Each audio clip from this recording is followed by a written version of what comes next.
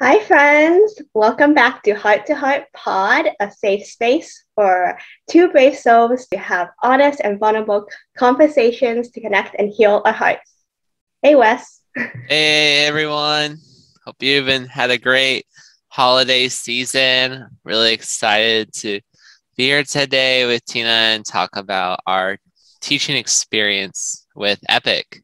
So, Yes. I'm really excited for today's episode because we're going to talk about our teaching experience, and I've been waiting for this for a while now. And I remember in our first episode, we talked about how we applied to the EPIC program, which is the English program in South Korea, and how we were randomly assigned to work at a school in Daejeon during orientation week. I want to know more about your experience, Wes, because I know it's very different from mine. yeah, sure. Well, mine was different because I actually knew I was going to be in Daejeon before the Right. rest of our group because the native teacher, a native English teacher, contacted me via Facebook about a month or two before Epic orientation because she just wanted to see if I was interested in kind of buying some of her stuff so she didn't have to sell it on, the open market. And she Mm-hmm. was also giving me a few pointers here or there. So I kind of knew where I was going to be. Knew I was going to be in Daejeon, and she even told me the school, which was is Jijeok Middle School, and which was exciting for me because I never really worked much with like elementary age students. I worked mostly with middle school, high school, and college students. So I kind of was hoping I would get a little bit older students just because I was more familiar with that group. I've knew very little about elementary age. I'm sure I could have figured it out, but it felt like it was more my thing. So yeah, I went to Jijeok Middle School, Daejeon. We had a pretty big group, honestly, because Mm-hmm. the way the orientation was done, they had Seoul and their orientation, and they had like Busan and theirs, and then we were like one of the bigger cities actually in our orientation group. Daejeon was one of the Yeah. bigger ones, and then there was like a lot of teachers that were going to smaller cities. So our cohort was, man, it's hard to guess, but I mean, roughly, like, would you say 20 at least, or is it more? Was it like A our cohort our, our cohort of in Daejeon Daejeon? teachers? Yeah, Wasn't there like 50? it might have been way more than 20. That's so many It was a people. lot. Yeah, Yeah. but it wasn't like I'm saying it wasn't like five, right? Like it was a Yeah. pretty big group. So you said that you were assigned a middle school, and what grades were they, and how many students did you have? Right. So middle schools in Korea are kind of like what junior high used to be in the USA. So they're organized into seventh, eighth, and ninth grade. So, which I really like because I feel like this is a group of kids that are quite similar. Like they're adolescents, right? They're not really into that adult age yet, but they're also not elementary at all. So I kind of like that. In my hometown, we did sixth, seventh, and eighth. And I really didn't like that because the eighth graders were so different from the sixth graders. It didn't seem like a good fit. So yeah, and there was probably around 1,000 students in this school. It was also Wow. one of a very like they rate the schools somehow, and it was like the highly rated public school. So the teachers wanted to be at this school. Essentially, Oh, it was well funded. The building itself had some award-winning architect that created the middle school. It was nice in a lot of ways. It was nice. So I felt pretty mhm. lucky because some of the other teachers had to like go to a different school every day of the week, Yeah. Same. and I. Like, I feel lucky too. Yeah. Yeah. You were at the elementary school, right, in the same Yes. school district. Yeah. So what age So, group was that? so I got to teach grades 3 to 6, and I loved elementary school. Like, I loved working with kids, and I felt that was a good age group for me to teach as well. for my school, we had, or at least I taught 600 students around there. So, Oh, it was smaller. Huh. I well, wonder I'm only why. thinking, I only included the grades 3 to 6. So and then there's like also like first, second grade. Right, but Yeah, at the so it's same younger. time, I thought it'd be bigger, but it seemed like maybe it was somehow smaller. Yeah. I thought it would be like around 1,000 for sure. But Huh. yeah, like what you said, how some of the teachers they got assigned multiple schools Yeah, yeah. and they had to like go to a different school every day. And I Hmm. feel like, well, first of all, you have to travel a lot, but then you also don't get to see your students and really like bond with them as much over the Yeah. year. Yeah, Mm-hmm. that's just oof. I would not. I just couldn't imagine like you'd kind of know them by the end of the year, but not nearly Uh-huh. on the same level as if you had just one or even two would probably be okay, but like five, like oof, that would not be. That's And not good. yeah, That's I'm not glad good. that my school is a walking distance. It was like what, 10-minute walk? Oh, For you is walking distance too, right? yeah, it was probably a little. It was probably a 5-ish minute walk, Oh, five so to 10 minute close. walk. It was Yeah. quite close. Yeah, from yeah, super easy to find. There was like a walking path to get there. That was very yeah. My apartment, our office tel was like so close to it that I would often, not often, I would occasionally run into students that were in the alleyway where near where I live because there were some restaurants near there. Like Yeah. there's like a really popular tteokbokki restaurant, and then there was a lot of um, other restaurants on the plaza of sorts that surrounded the subway. So I ran into them occasionally too when I was going out to get snacks or dinner or Mm-hmm. whatever. But it wasn't like excessive. Like it wasn't like every moment. It was just yeah, no, fairly every few days, run into some. They Mm-hmm. were very friendly outside of school. I felt like they were more at ease than when they were in the school. Sometimes I think there's just a lot going on. So yeah, it was a good location. Uh-huh. Yeah. Yeah. I also like bump into my students all the time outside of school and like walking to school. I would walk with them sometimes. Oh, you did? So yeah, yeah. Some of them can be really excited to see me, and some of them are really shy. But it's like it's cute, like bumping into my students like everywhere. That's cute. Yeah. And were you the only native teacher at your school?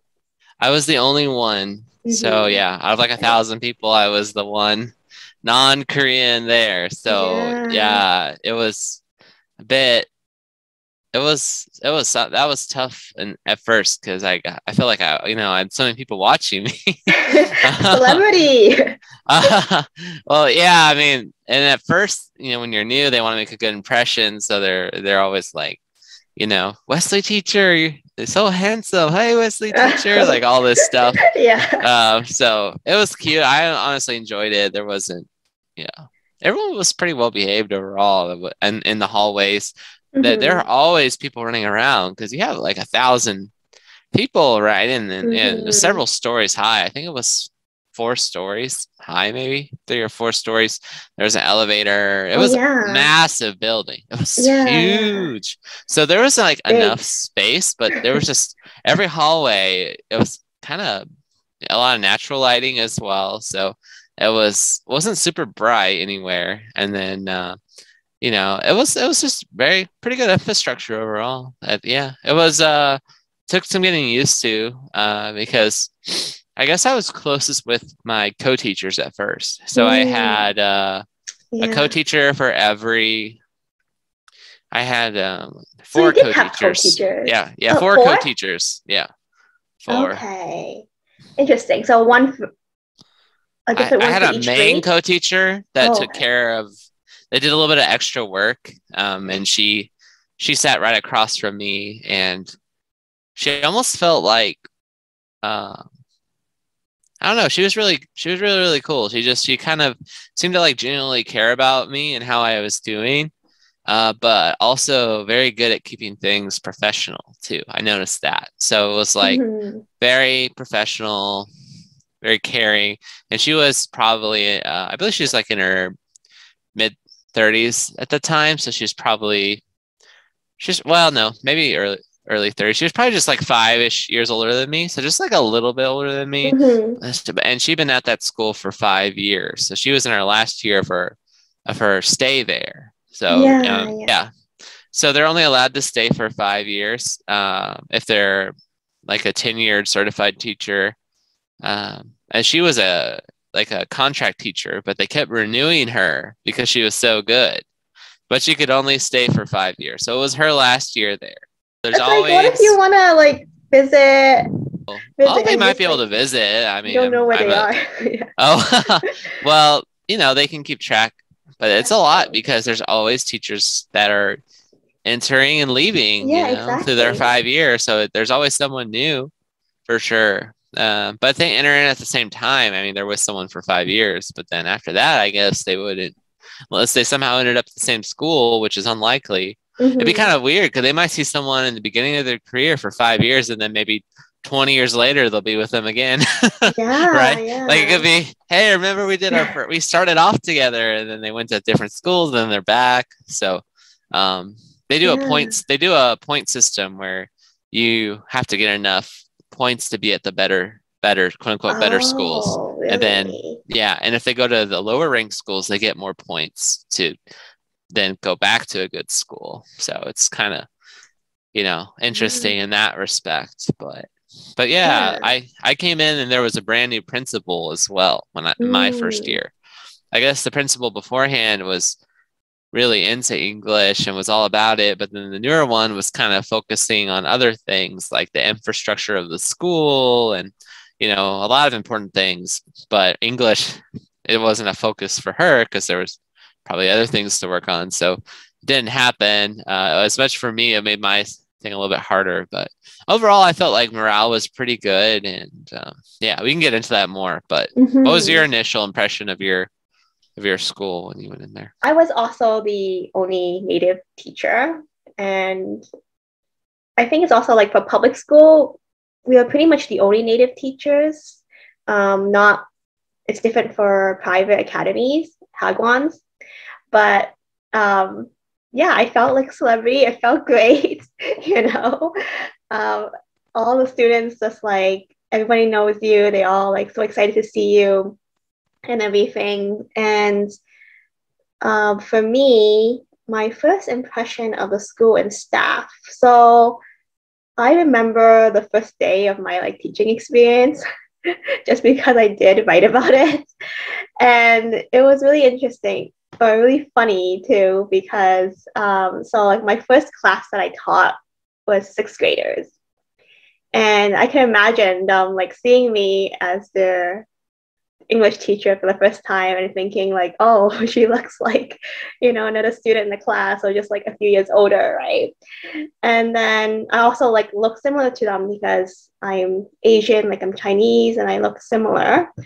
But then like what was also memorable was like that first teaching experience. I went into class and then I just did like a brief intro about myself in Korean.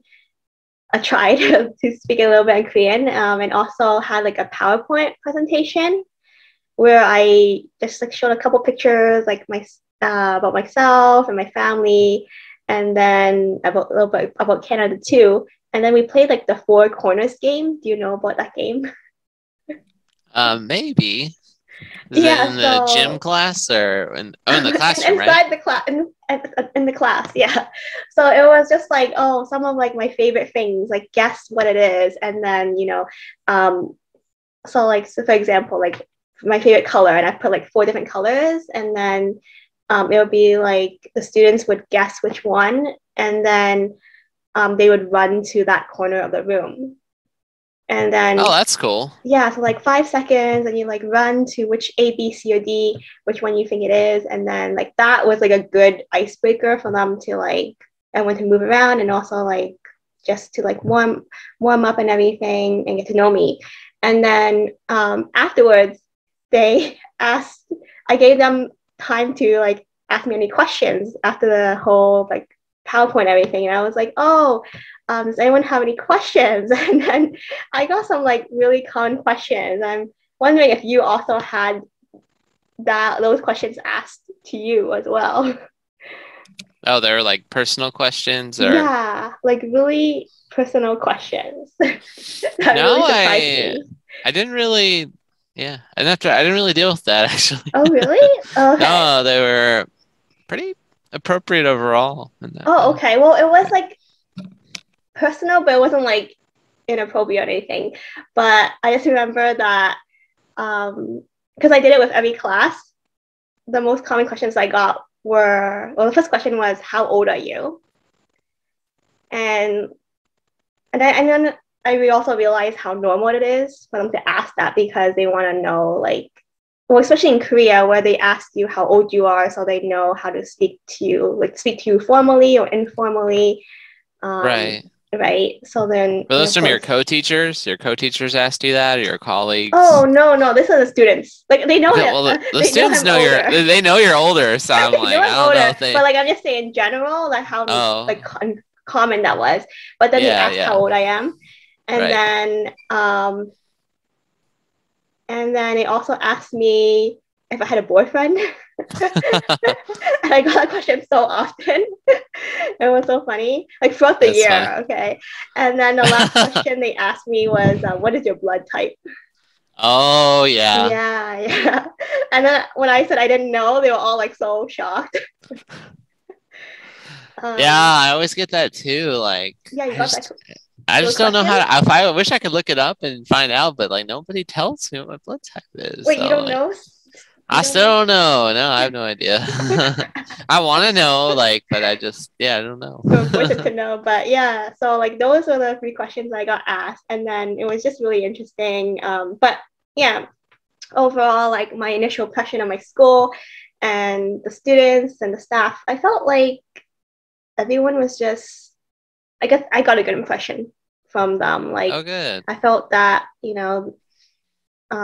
everyone was really kind and friendly, like the staff, the co-teachers. I worked with three different co-teachers.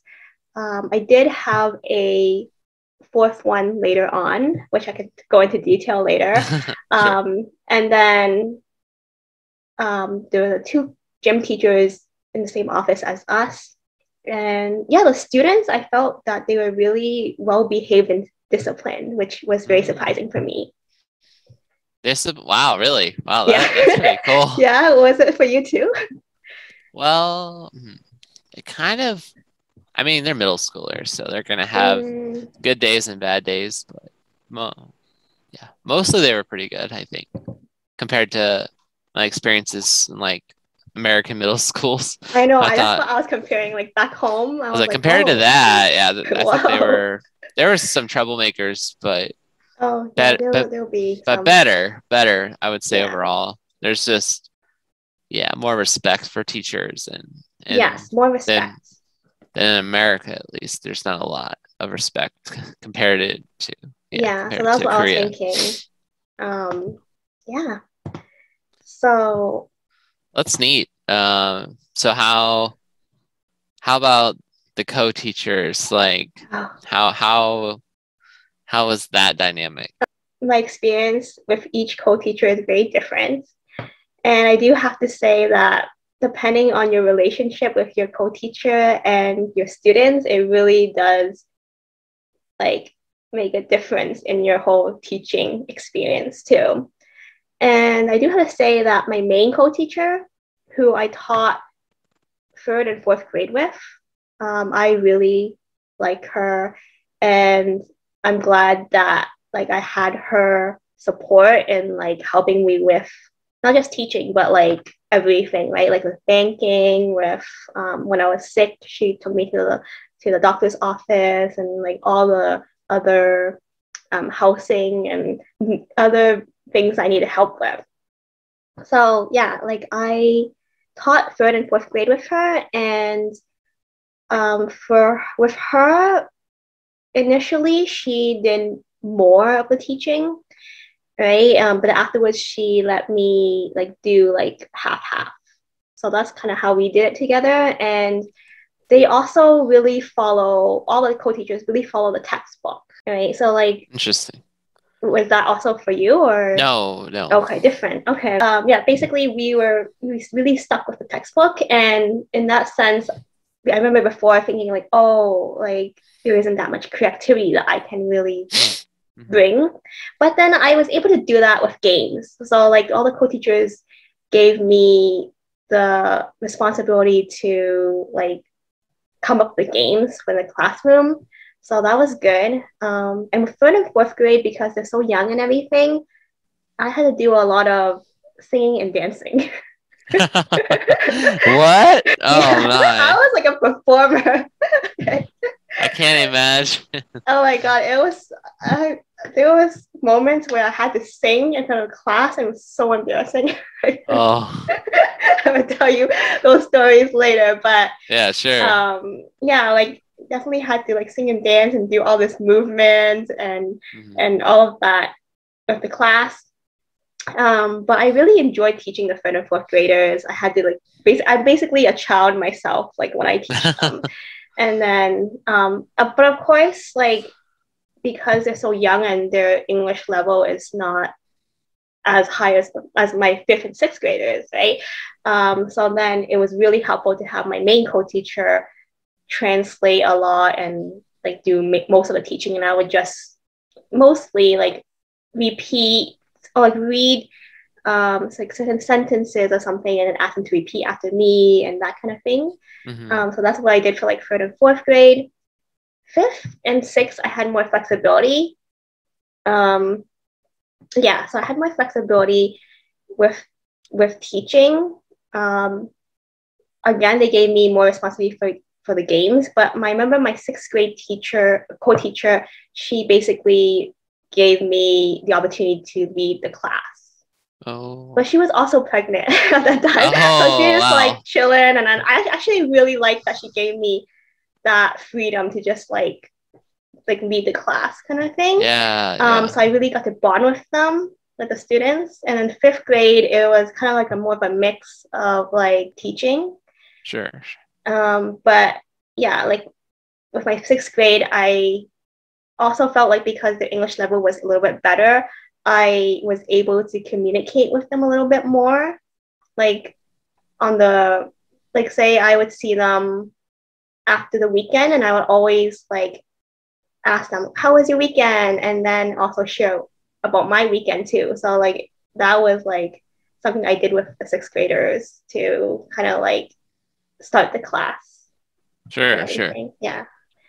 So that's a little bit about my experience with each class and each grade. How was your experience with your co-teachers and in teaching class? First, I want to say that, yeah, like you're saying, each co-teacher is quite different most of the time. They're different styles and different preferences. And I noticed that you got less structure as you went to the older grades in your school. So just, it sort of continues on, honestly, for me. So when I did the orientation for EPIC, we had our online pre-orientation and we had our orientation. And what I thought was I wasn't going to be lesson plan very often, except for my summer and winter school after school camps. And then for the day-to-day, I thought I was mostly going to be assisting with activities. And but when I arrived, I discovered that I was doing all the lesson planning. So that was nice. That was like, whoa! I never had to do that before. So it was a pretty big surprise, much different than what I heard. So I was like, oh man. So I looked up lesson plans and sort of crafted my own based off already established lesson plans. I had some examples and then went from there. But yeah, it was interesting. We had to use our textbook but the textbook didn't take very long to go through. It was just a few pages. So If it's I think it was like a 50-minute class. Okay. And they had a 10-minute break. So yeah, I just had a similar structure. I'd have a warm-up activity, then I'd have the lecture. We'd do the book real quick, and then I'd have the lecture, and then we'd have our activity, which was, depending on the day. Sometimes for the more advanced groups, we did more small group, think, pair, share, where they have to be in pairs or a small group, and they need to create something to present to the class based off of English. They had more of those, but if it were the younger classes, it was more group activities, group competition, things like that. So that's kind of how I did it. I taught 7th graders, and they weren't separated by levels. They were all together. But my 9th graders were separated by their proficiency level. So we had beginner, intermediate, advanced. But beginner classes were very small for some reason. There was only like maybe 16. But then the intermediate and advanced classes had like 30 per of one of those. Wow. Yeah, so there was 2 beginner classes and 2 intermediate to advanced for each gender. So boys, there was 2 boy beginner, 2 girl beginner. I believe is how it was. So they separated by gender and level. Yeah. Proficiency. Right. No, there's one beginner boy. Yeah, 1 beginner, and then 2 intermediate and 2 advanced. So it'd be 10 total classes for 9th grade. Beginner boys, beginner girls, then intermediate. Each category had anywhere from 16 to 30 students. So in the beginners class, the boys and the girls are in the no, they're not. No, they're separated. Yeah. Always separated. Always separated. And 7th and 9th grade, they didn't have lunch together. They didn't do sports together. They didn't do anything together. Wow, I really didn't know how separated it is. Completely separated, and they were on the same floor, but they had their own classroom wings. One dash, it'd be like, so 7th graders were 1-1, 1-2, all the way to 1-8 for boys, and then girls as well, 1-1 through 8, and then 8th graders were 2-1, 2-2, 2-3 for each gender, and then the 9th graders were 3-1, 3-2 for each gender. So yeah, you had a total of 16 classes per grade separated by gender. So it'd be a total of 48 classes, I believe, if I'm doing wow, you had. If I'm doing the math right. I don't know though. I feel like though, I could be mistaken, but I don't think I am. I think it was 16 per grade. It'd be 48. But I did not teach all of them? As many. Yeah, I did not teach the 8th graders because it'd be impossible, because I work 40 hours a week. There's 48 classes. Can't happen. I was teaching a total of 20. I believe it was 20. You can't exceed a certain number. Yeah. I think it's 22. So I think they divided it so where, the majority of I think it was 16 7th graders, and then the last third or whatever that I could do was for the 9th graders. But I did teach the 8th graders at the after school English club and at the camps. They were allowed to go. Oh, okay, that's good. Well. That's good. So that's because otherwise they wouldn't get to have you as a teacher. Yeah. And then I also evaluated every English student, every student in the school. I evaluated all of them. So yeah, that was interesting. But even 7th graders who I never really saw, I had to do 2 evaluations for the year. So that's how it was. So it's quite busy because, 22 classes to prep for, and they're all the seventh graders were kind of the same mostly, but when I did my ninth graders, I had to change a lot because they're different levels of English, and then also each gender was a little bit different too. Like my advanced girls were way ahead of the advanced boys, so I felt like I treated the advanced boys mostly like my intermediate girls. And there really wasn't much of a gap between the intermediate boys and the advanced boys from my classroom-wide perspective. They weren't much better, but the advanced girls and the intermediate girls, there was a gap. But in the beginner, there was a gap. But yeah, so I had to basically have, in a way, 6 different lessons slightly. But sometimes I could match intermediates with each other or vice versa, or it depends on how the class was doing. But it was tough as well because there was a lot of canceled class. Yes. For me. Did you have that too? Yes. I think at some point I had maybe, if I had 22 classes in a week, I might on average have done 16 to 18 probably on average. Oh yeah. Okay. So that was another thing that I was going to bring up, which is the Korean surprise. Yes. Yeah, where sometimes last minute class is canceled or we have to reschedule it, something comes up, and it just happens a lot. And I guess it's also because of language barrier that we find out last minute, like very last minute. And yeah, that also I found out later that they used the messenger system to send emails, but it was in Korean. It was called Cool Penguin. And near the end of my teaching term, they had Google Translate updated their Korean translator. So I copy and pasted some of these emails, and in these emails, there were up notices in advance about class cancellation. I just heard about it last minute, but there was advance notice like a week or 2 before. They were like, hey, this is happening at this time, but I feel like we hear about it last minute for whatever reason. Yeah. But they know. Yeah, I'm pretty sure for them. They forget to tell us. Yeah. Yeah, sometimes. Now, I'll say sometimes they told me in advance. Sometimes. Okay. But, I mean, I would say a third of the time I had no idea. It was like, I'm going there. I have all my stuff. I had to go room to room. And then it'd be like, oh, it's canceled. Sorry, Wesley teacher. Like, blah, blah, blah. And I was just like, okay. Yeah.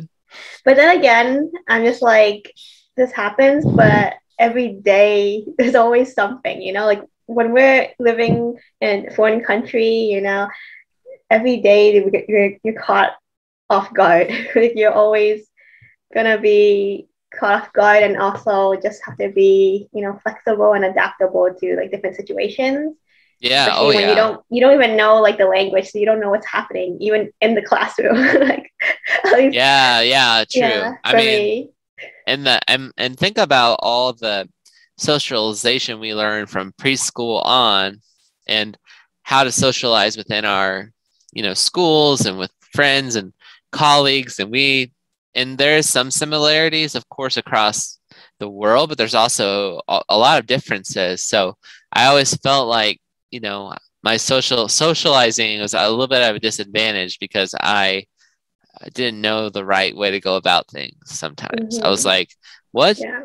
Like, this is the American way, but this may not go over well in Korea. So how should I approach this? And we might go into that later. But do you have a question about the overall experience? Yeah, like just the overall experience. Like, how was that?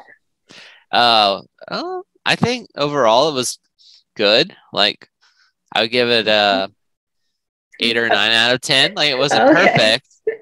There were days where it was frustrating because the lesson didn't work out, or they were having a bad day, but most of the time it went pretty well. I think having a co-teacher is really important for sustained success. I mean, every once in a while we could do it solo, but I think for that discipline, you really have to have them there just because we don't always pick up on what's going on, unfortunately. We might, and they were quite strict, some of them, and the others were not strict. And I prefer the strict co-teacher that would keep them in line. Yeah, that was a little bit better for me. Yeah. I'm curious. So you said that you basically planned and led the classes, right? Yeah. So your co-teacher was in the room as well? Yeah, they were in the room most of the time. There was like one co-teacher that would sometimes dip out for a little bit. But that was fine. They were mostly like there just for like the classroom management or the discipline. Yeah, honestly, I just needed them to keep them quiet during the lecture part. Yeah. Once we're doing activities, it's okay if they talk, but when I'm trying to have them practice the target phrases or understand the directions, they need to be quiet. But that was hard sometimes because they didn't always understand what I was saying, and they thought so. But most of the time it was fun. A lot of PowerPoint to give them visuals and so they could read it, and then we would do that. But yeah, I used this website to give me a foundation for lessons. It was called I think it was waygook.org or waygook.com. I think I used that as well. Yeah. I think we all did. We found out about this like resource. It was free. It's not free anymore, but at the time it was free. No, but it was free at the time, and they had our textbook in a web forum, and then teachers would post their lesson for that chapter. So what I would do is I would I would take the lecture PowerPoint as a foundation, and then because it had some visuals I liked, but then I would change a lot of stuff before, like to make it, if I didn't like something, I'd cut it, or I might add more, add extra information, or, cut it out. But at least I had my visual down, and then I would use that mostly for the lecture. But then the activities, I normally looked for a variety of things for activities. They could be PowerPoint games, they could be quiz games, they could be something a little more creative, like applying the vocabulary to a real situation. So yeah, there's a lot of options, I guess. But yeah, I followed a similar structure so that they kind of knew what to expect. Like we had our warm up, we had our lecture, we had our activity, and then we had the competition / review. That could be an activity as well. But so it's kind of like, I think they enjoyed that structure. They knew what to expect most of the time. So that was good. And then you kind of get into a groove after the same point.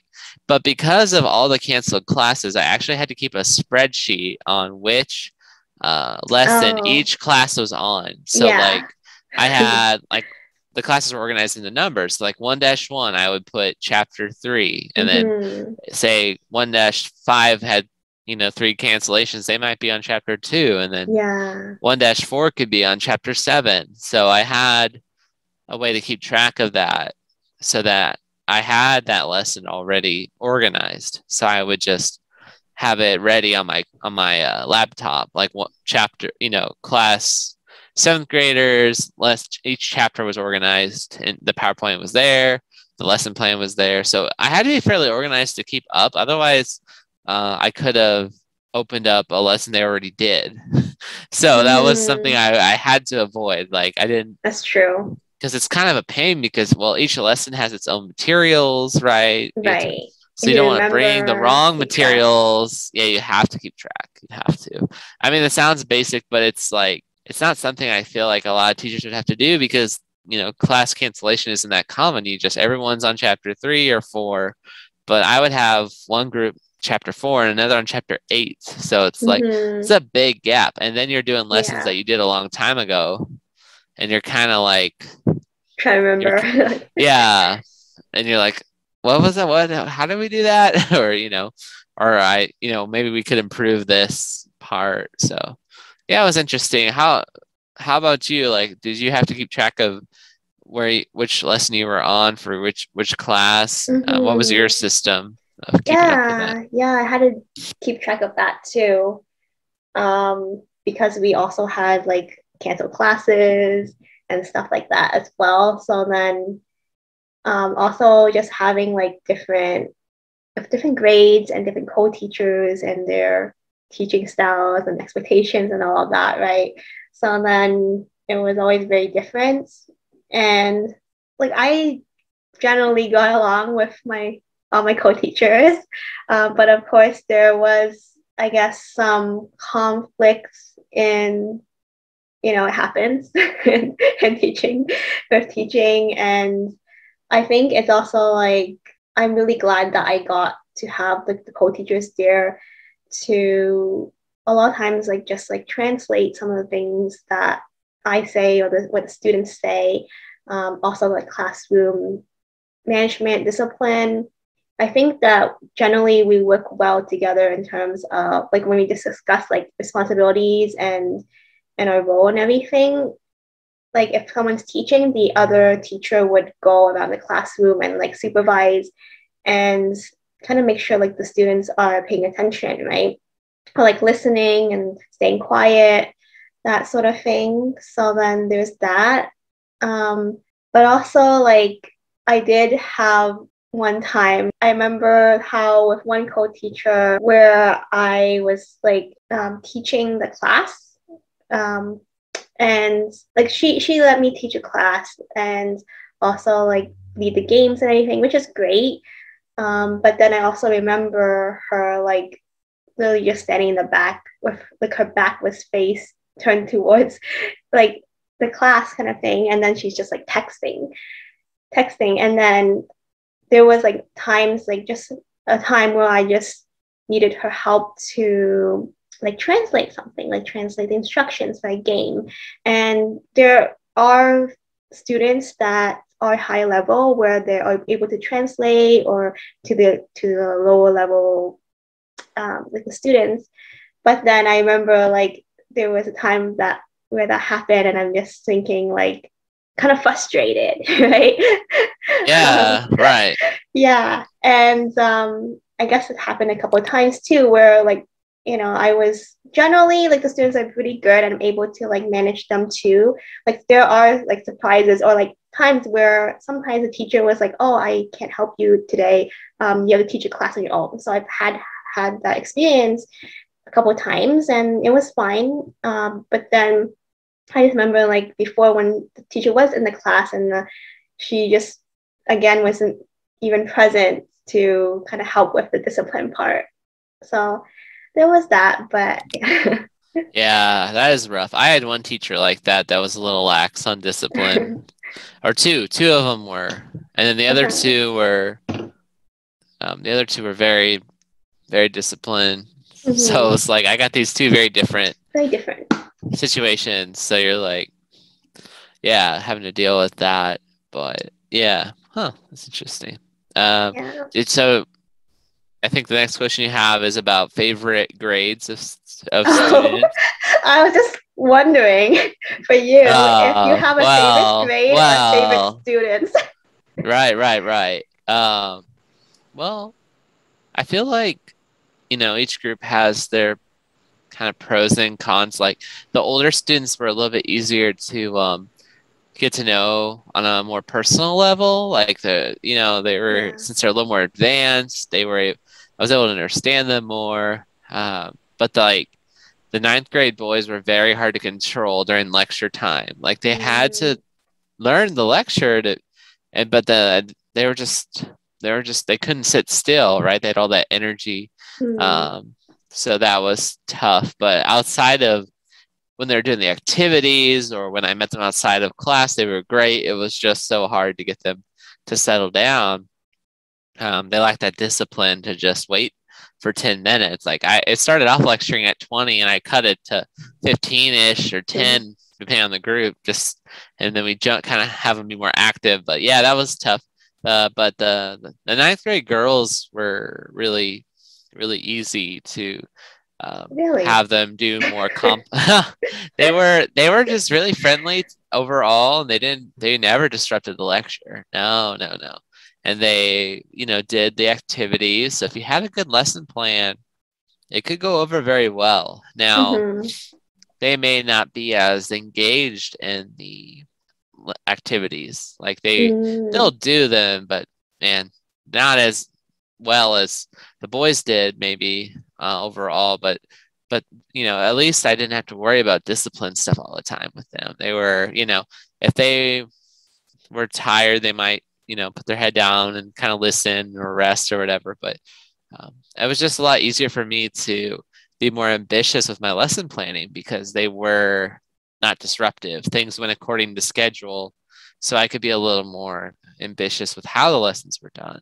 And then when I did the assessment, they were, much better at spoken English for the exams overall. I had even a few that were nearly native level. They were better than some of the college students I met in, from Korea. Even they were very, very good at spoken English. So overall, the girls, but the 7th grade girls were probably the hardest group overall. Really? Because they every day was different. Like how they felt was different. I had to really, really walk on eggshells with them when it came to anything, or they wouldn't participate very well. So I had to be super nice, and I had to find things they liked. I had to get on their good side in a way. It felt very It felt very political. Like I had to, like while the 9th grade boys were disruptive, it was hard to get on their bad side overall. But the 7th grade girls, I had to think about the class climate. Like if I was too pushy or if I wasn't nice enough, I could lose the whole class, and then it would be really hard to do anything. That was the only class that was like that. Like that group was just like, you had to think about your image. You had to, include things they liked, or you'd lose them. And that was interesting. 7th grade boys were super easy. They just kind of fell in line, but they would go crazy if you didn't have a structure. So that's the thing. So it's like the 9th grade girls, it worked no matter what, pretty much. Then 7th grade boys worked well if you had structure. 9th grade boys, 7th grade girls were the hardest for me. So it was very different. Yeah. I feel like it's always very different. Yeah. Yeah. And it could have been, a part of it would be the co-teacher I had was different for each grade group. So that's another variable, because they're like, what if I had, a stricter, because I did have a stricter teacher for the 9th grade beginners, and that went really well. So I think the co-teacher has a lot to do with the success of that particular class. I agree. But it's still relevant what age group you're with, because I didn't need any co-teacher for the 9th grade girls. Didn't matter. I could have done it on my own.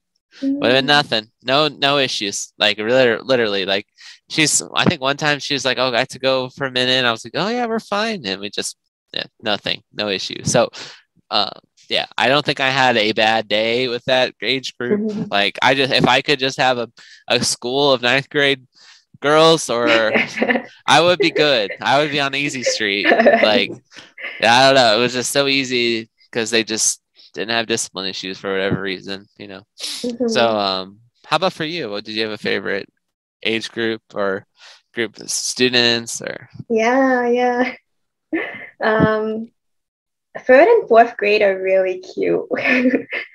They're really cute. And I have to say that I guess it kind of shifted like my favorites, because I think in the beginning it was my older kids, so like the 6th grade, 5th and 6th, because I was able to talk to them more, relate to them more, and like just again, like how I was saying that I'll be able to like ask them how the weekend was, and they answer me, and they're like excited and everything. But I think over time they were like less excited, maybe, or like they became a bit more rebellious too, in a way. But then my 3rd and 4th graders, I guess they're also like pretty shy in the beginning, but then they were always very excited to see me.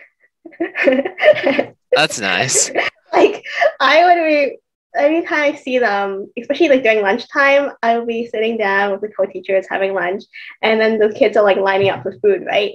And then my third and fourth graders, like lunchtime during recess, when they see me, they're so excited. They're like, "Tina, teacher!"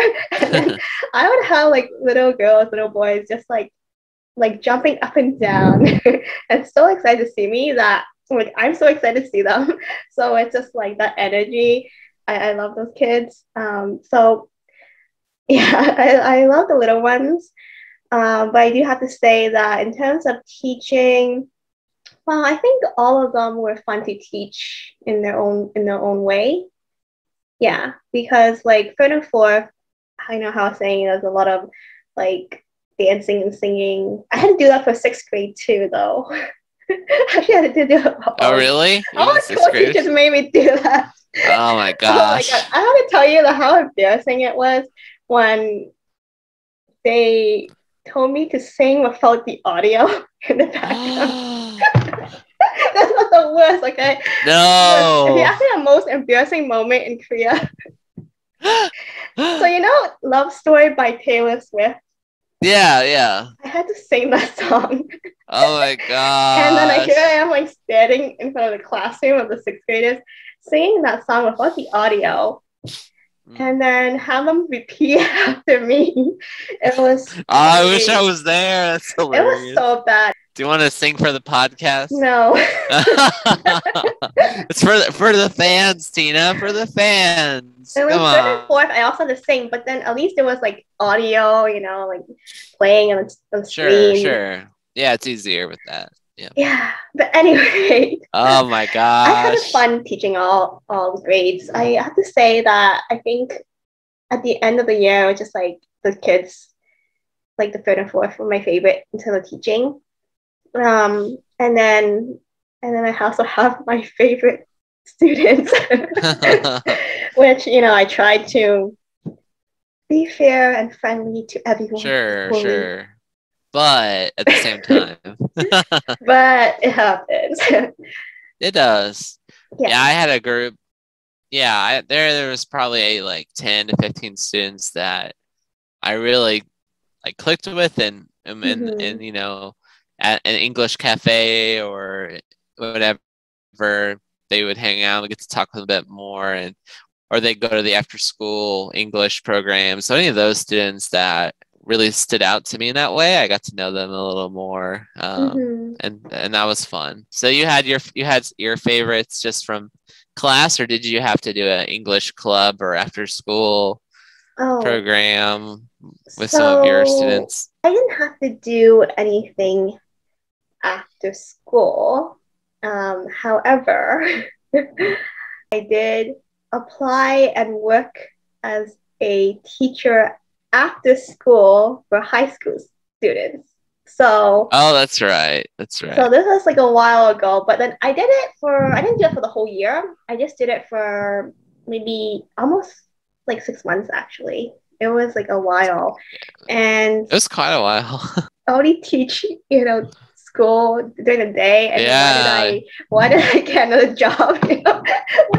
what a typical thing of me to do. Anyways, to like, you know, fill my schedule with like so much stuff. But yeah, I don't know how did that even happen? I think so. I was thinking back, maybe I found out about this opportunity on a Facebook group, or because one of the people in Epic, it was her school, and then I think she posted on Facebook or something that they're looking for like a teacher to teach students after school hours.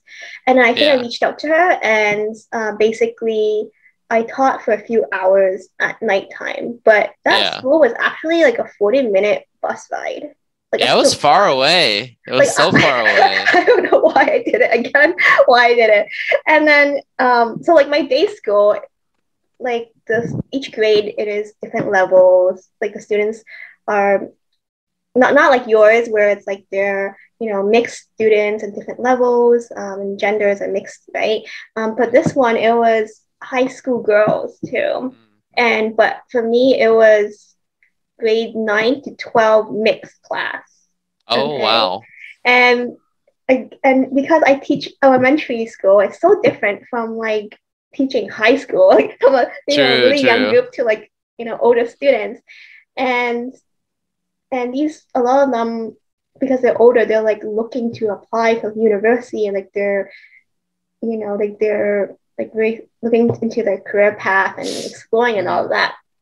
And then I had nothing to like work with, no textbook. I did ask the teacher, oh, do you have any like textbook I can maybe use as a guide and a support? And then but basically most of the materials and the lesson planning was really just me, and there was no co-teacher or teacher to help with translation or anything or discipline. So that was a huge struggle, Right. because when you were saying how like your seventh grade girls was difficult to teach, I was thinking like, oh, this experience for me teaching the high school girls, I have never felt so angry at one point. Yeah, Yeah, so yeah. I mean, it was a good experience, and I felt that like I hope that they learned a lot in my class, or like they were able to learn something, right? Because it was like so different, their level of English, right? Right. And also, like, because they were so much older, it was kind of difficult to teach, because I remember there were students in the class who were, like not paying attention. Like, they were like, they had their mirror and makeup out, and then like applying makeup. And Oh then yeah.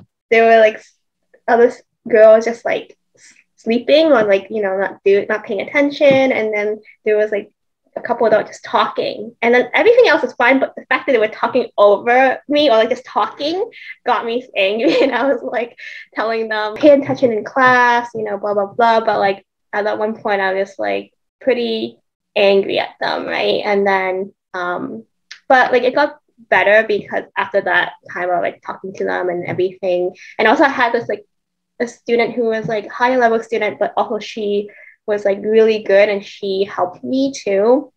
Oh wow. Getting them to participate and engage in activities. Like I try to make it fun, right? Because I'm like, okay, high school girls, what?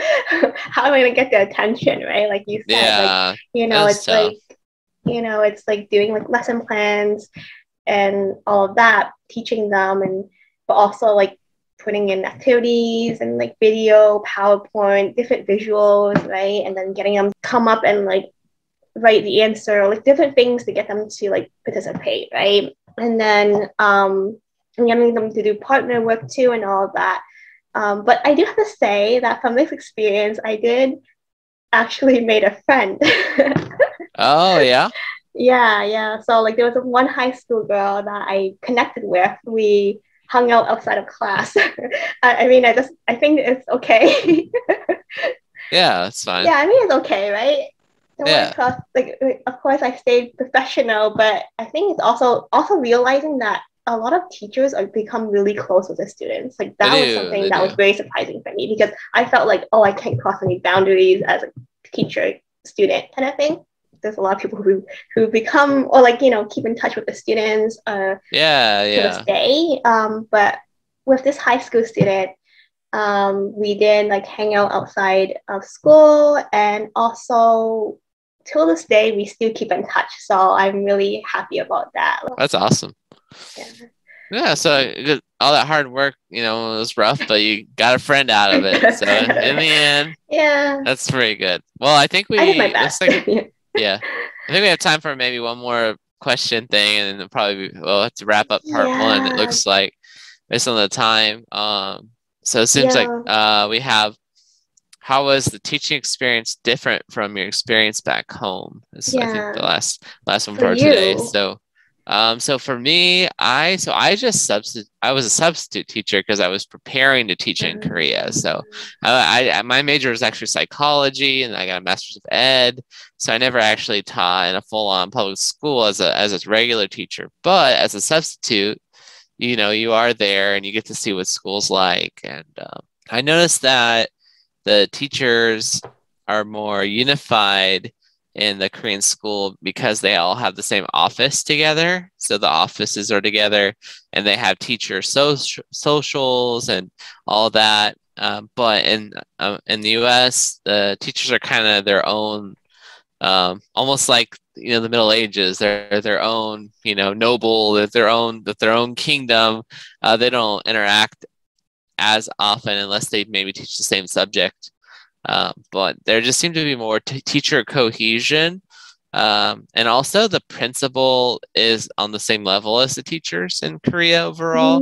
But in the US, they're not. They're a little above. They're above. They're like the manager of the teachers or the boss of the teachers, but not so in Korea. So that's on the administrative side of things. I think teaching in the classroom, it's a little. I didn't, lead full lessons in the U.S. It was just, here's the worksheet, here's the test. I didn't get to see that as much, but I do think overall, like we said earlier, like behavior is a little bit easier in Korea than in the U.S. classroom. I didn't have to do any papers or grading or any of that, so I could just focus on lesson planning and teaching, which was nice. But that's not how it would be in other contexts. So overall, it was a pretty good experience. It was challenging, but it was like manageable, I guess. That's what I would say. Yeah. How about for you? And well, for me, very different from you. Wait, no, actually, my question for you was like, you were a substitute teacher for older students. Yeah, high school primarily. High school. Yeah. Okay. So it was good, like you had some of that experience that you brought to Korea. For me, as I did mention before, that I didn't have any teaching experience coming to Korea. Yeah, so like I already had that teaching English to speakers of other languages certificate, and that was purely entirely online. There was no practical to it. So for me to prepare to teach in Korea, I had to do like I volunteered to tutor high school students, which was like the closest experience I could get. And then coming to Korea, I like, even though travel was the main reason why I decided to do this whole teaching abroad experience, when I went to Korea, I actually really prioritized teaching. Like I really wanted to like be a good teacher because I felt like I didn't really have that experience, but I really wanted to like make some kind of impact, right? So then even though I didn't entirely had to plan like the whole lesson by myself, and I had to like kind of in a way do what was my co-teacher's preferences most of the time, but I did try to bring my own like creativity and like lesson planning as well, like my own lessons, and of course like the resources from the websites too, right? But then I actually initially in the beginning, because I was like actually really focused on like the teaching aspect of it, I did a lot of like work like I did that you really need to do, and I remember like there was like after school at home I would be planning or like making stuff for like class, like materials and stuff, but then afterwards I'm just like, I don't need to do this much, but then of course like like I really did enjoy teaching. I think overall that experience was really nice, and definitely really surprised how disciplined they were. Like even when the students answered questions, they would stand up from their seats, at least for the young kids. Do they do that in the school? I guess not. I guess. Well, yeah, if they're presenting or they're sharing something, they could do it from their desk or at the front of the room, depending on the class. Yeah. Okay. So they'd stand up if they were sharing. For the third, fourth grades, like every time they answer a question, like they would stand up and answer the question. So I was like, wow, like my impression. But I think it's also like just how they were taught doing that from the other teachers too. But so thanks for tuning in, and we'll continue with our teaching experiences in the next episode. That's right. Yeah, part 2 should come up pretty shortly. Okay. All right. Thanks. Thanks. Bye, everyone. Bye.